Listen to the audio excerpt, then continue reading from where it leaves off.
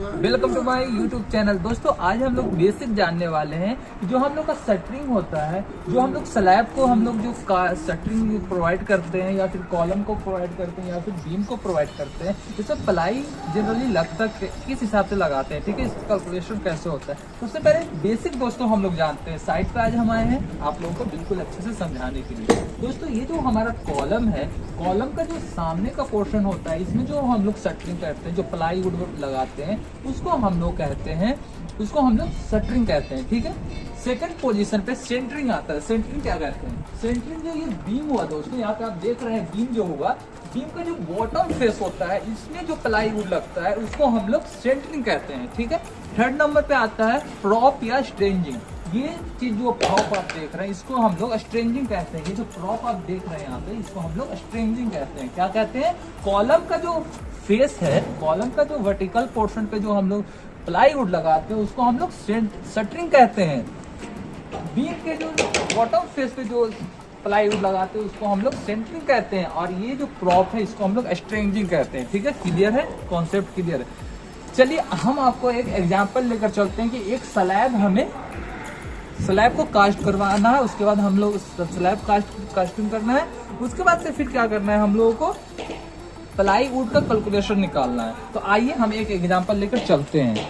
यहाँ पे देखिए दोस्तों, हमने एक एग्जांपल लिया है, ठीक है। ये हमारा फ्लैट एरिया 10 मीटर का एक हमने 10 बाई 10 का एक एरिया फ्लैट एरिया ले लिया। फ्लैट एरिया है, ठीक है। फ्लैट एरिया का एग्जांपल हमने ले लिया 10 मीटर बाई 10 मीटर, ठीक है। तो मेरा जो फ्लैट एरिया हुआ वो मीटर स्क्वायर हो गया। फ्लैट एरिया मीटर स्क्वायर, इसी में हम लोगों को क्या करना है, शटरिंग प्रोवाइड करना है, ठीक है। तो इसमें प्लाईवुड कितना लगेगा उसका कैलकुलेशन निकालना है। दोस्तों सबसे पहले टोटल एरिया जो होगा हमारा वो लिखेंगे, फ्लैट एरिया जो भी हमें जो शटरिंग करना है वो लिखेंगे। उसके बाद कुछ क्या होता है, बीम साइड एरिया होता है। बीम साइड एरिया क्या होता है, आइए यहाँ पे हम आपको दिखाते हैं। जैसे कि यहाँ पे आप देख रहे हैं, ये हमारा बीम है, ठीक है। बीम के ऊपर क्या है, स्लैब है। तो स्लैब का जो एरिया होता है वो बीम में ही अटैच होता है, ठीक है। तो कुछ एरिया जो बीम में आता है वो बीम में भी तो शटरिंग का प्रोवाइड करेंगे। तो वही यहाँ पे बात किया जा रहा है कि बीम साइड एरिया जो होता है वो 30% एक्स्ट्रा लेकर चलते हैं, जो साइड में प्रोवाइड करते हैं, ठीक है। क्लियर है? तो 100 मीटर स्क्वायर यहाँ हो गया और यहाँ पे क्या हुआ, 30 मीटर स्क्वायर, ठीक है। क्लियर है? टोटल ऐड किए तो 130 मीटर स्क्वायर हो गया दोस्तों, ठीक है। यहाँ पे अब हम लोग का मेजर काम क्या है, हम लोग को मेन जो काम है वो है नंबर ऑफ प्लाई निकालना। तो नंबर ऑफ प्लाई निकालने का जो फॉर्मूला होता है दोस्तों वो होता है total area divided by ply area, ठीक है। टोटल एरिया कितना आया, 130 मीटर स्क्वायर। उसके बाद प्लाई एरिया कितने का होता है, तो जनरली दोस्तों जो मार्केट में जो हम लोग मंगवाते हैं साइट पे वो 3 मीटर का होता है, 3 मीटर स्क्वायर का होता है, ठीक है। तो टोटल एरिया जो हुआ फ्लैट एरिया 130 मीटर स्क्वायर और प्लाई का जो फ्लैट एरिया हुआ वो 3 मीटर स्क्वायर हुआ।